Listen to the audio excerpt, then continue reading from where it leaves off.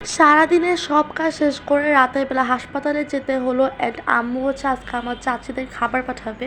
এরপর হাসপাতাল থেকে কাদের বাসায় গেলাম। সো সবকিছু মিলে থাকছে আমার আজকের এই ব্লগ। আই হোপ আজকের ব্লগটা সবার কাছে খুব বেশি ভালো লাগবে। যদি ভালো লাগে তাহলে please like comment share and subscribe করে আমার পাশেই থাকবে।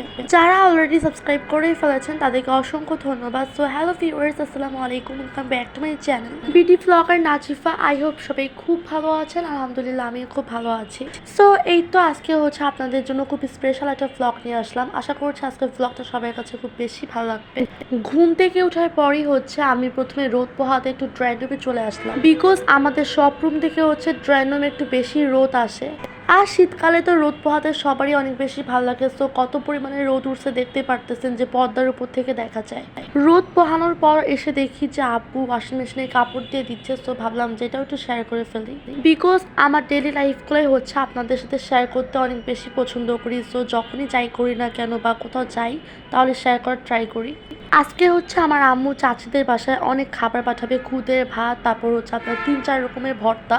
সো আব্বু চিংড়ি বড়া করার জন্য হচ্ছে প্রথমে ডালটাকে ব্লেন্ড করে নিচ্ছে। ব্লেন্ড কিন্তু আর একবারে হয় না, প্রায় 3-4 বারে দেখে দেখে তারপর দিতে হয়।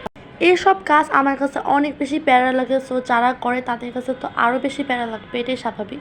আলু ভর্তা করার জন্য হচ্ছে আলুগুলোকে সিদ্ধ করতে দিছিল এন্ড এখানে হচ্ছে খুদের চাল রয়েছে।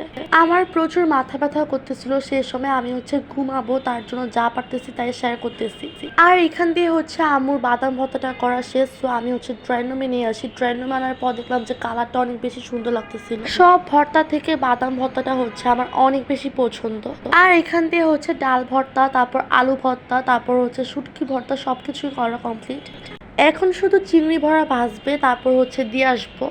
আম্মুর হাতের স্পেশাল চিংড়ি বড়াটা আমার কাছে অনেক বেশি পছন্দ আর সবাই অনেক বেশি পছন্দ করে। যদি রেসিপি চান তাহলে কিন্তু কমেন্ট বক্সে অবশ্যই লিখবেন, তাহলে যখন পরবর্তীতে বানাবে তখনই হচ্ছে আবার দেখাবো। বাই দা ওয়ে, এখান দিয়ে হচ্ছে সবকিছুই সার্ভ করার ডান, এখন হচ্ছে দিয়ে আসার পালা। এইগুলো দেখার পরই তো আমার অনেক বেশি খেতে ইচ্ছে করছিল। পরে হচ্ছে ওদেরকে দিয়ে আসি আর দেখি যে আম্মু আমারটাও এই ফাঁক দিয়ে সার্ভ করে দিয়েছে। এরপর হচ্ছে আমি আমার স্পেশাল লাঞ্চটাও কমপ্লিট করে ফেলি। লাঞ্চ কমপ্লিট করার পরই হচ্ছে আমি ঘুমিয়ে পড়ি এন্ড উঠতে উঠতে হচ্ছে আমার বেশ সন্ধ্যা হয়ে যায়। সন্ধ্যায় কি কারণে ডাক্তারের কাছে গেছিলাম সেটাই এখন শেয়ার করি। আমি অনেক বেশি সিক ছিলাম। সো ডাক্তার দেখানোর পর হচ্ছে ডাক্তার টেস্ট করতে দেয়। অলমোস্ট 2টা থেকে 3টার মতো দিছিল। রিপোর্টটা দেখানোর জন্যই হচ্ছে আজকে ডাক্তারের কাছে আসা, বাট অনেক বেশি ভিড় ছিল।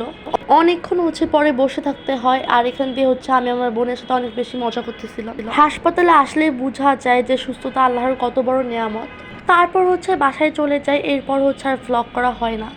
এইটা হচ্ছে তার পরের দিনের ভিডিও। আমি আর আম্মু হচ্ছে একটা আন্টির বাসায় আসি। আমরা থাকি 4 তলায় আর ওরা থাকে 2 তলায়।